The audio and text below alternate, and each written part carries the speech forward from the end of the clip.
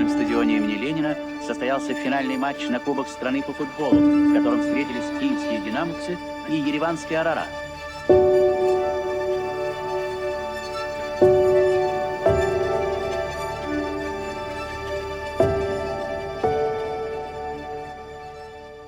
Կինոյում միշտ կան շատ վտանգավոր թեմաներ,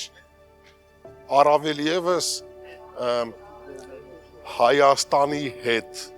և Հայաստանի պատմության հետ կապված թեմաներ, որոնք շատ վտանգավոր են, որովհետև նման թեման տապալելը դա շատ ավելի ոչ թե վտանգավոր է, այլ ռեժիսորի համար երևի ինքնասպանության մոտ բան։ Արարատ 73-ը դա լեգենդներ են, որոնց վրա որ սերունդներ են մեծացել և Արարատ 73-ի մասին պատմել սերնդեսերունդ և իհարկե սուտ կասեմ, որ ասեմ չէի վախենում կպնել այս թեմային և դրա պատասխանը ստացվել է ֆիլմը, թե չի ստացվել, չպետք է տա ռեժիսորը։ Ընդամենը երևի 2 ժամ սպասենք և հասկանանք ձեր էմոցիաներից, ձեր գնահատականից, հանդիսատեսի գնահատականից։ Ես մեծ հույս ունեմ, որ ամեն ինչ լավ կլինի։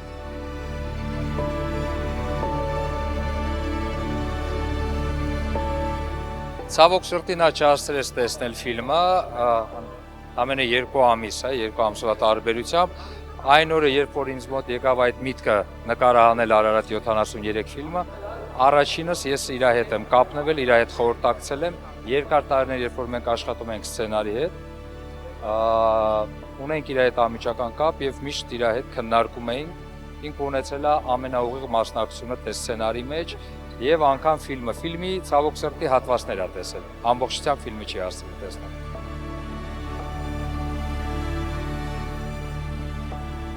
Նկարահանումները կատարվել են Հայաստանում, Ռուսաստանի Դաշնությունում,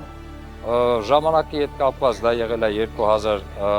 սկսել ենք նկարահանումները, ընդհանուր ֆիլմի վրա տրամադրվել է մոտ 3 տարի, սկսած այն օրվանից երբ սցենարն են գրել, նկարահանումները տևել են 1 տարի, 2024-ից 25 թվականները։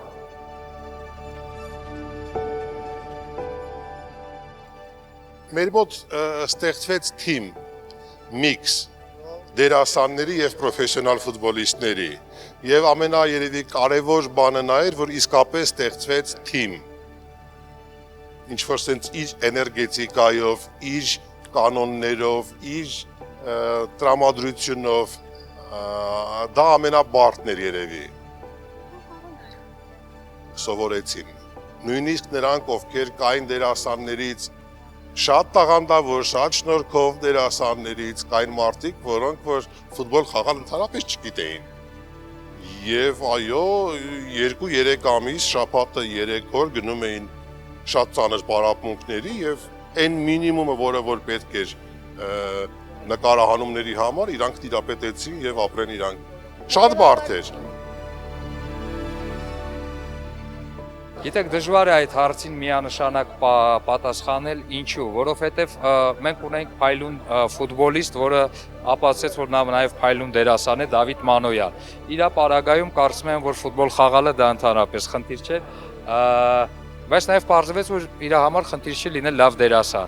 Ունենք դերասաններ, ովքեր որ ֆուտբոլիստ էին դառնում, մենք 3 ամիս մոտավորապես, չեմ ուզում մի քիչ կամ ավել ասեմ, մոտ 3 ամիս տղաները պարապել են ֆուտբոլ խաղալ,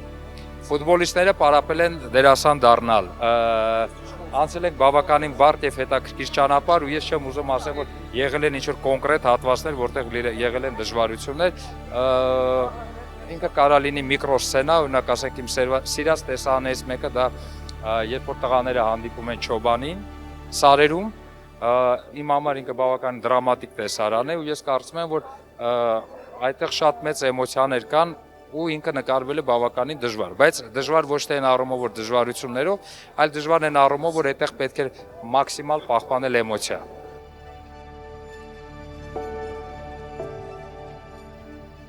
ինձ համար շատ ավելի հետաքրքիր դարձավ այս պրոյեկտը, որովհետև ես ամբողջ կյանքս զբաղվել եմ ֆուտբոլով եւ եղել եմ պրոֆեսիոնալ դարպասապահ։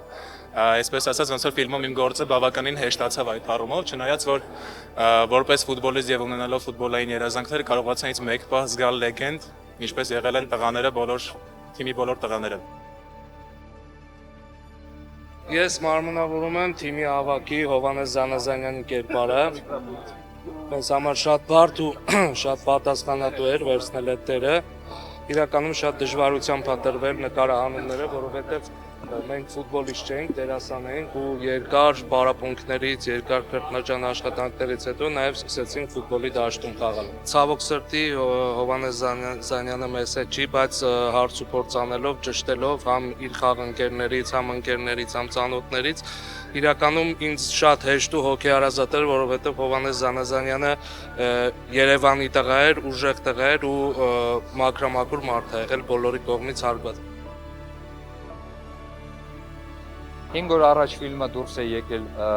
եթե դուք տակ ռուսեն դա այդ ֆրազան ասած, սուպեր շիրոկի ֆորմատ Ռուսաստանի Դաշնությունում, 1846 կինոթատրոն Ռուսաստանի Դաշնությունում, Կամչատկայից մինչև Կալինինգրադ հնարավորություն էլ գնալ ֆիլմը դիտել։ Ֆիլմը ցուցադրվում է Բելոռուսիայում, ցուցադրվում է Ղազախստանում, ցուցադրվում է նախկին սովետական պետությամբ, կարծում եմ թե երևի թե բոլոր երկրներում։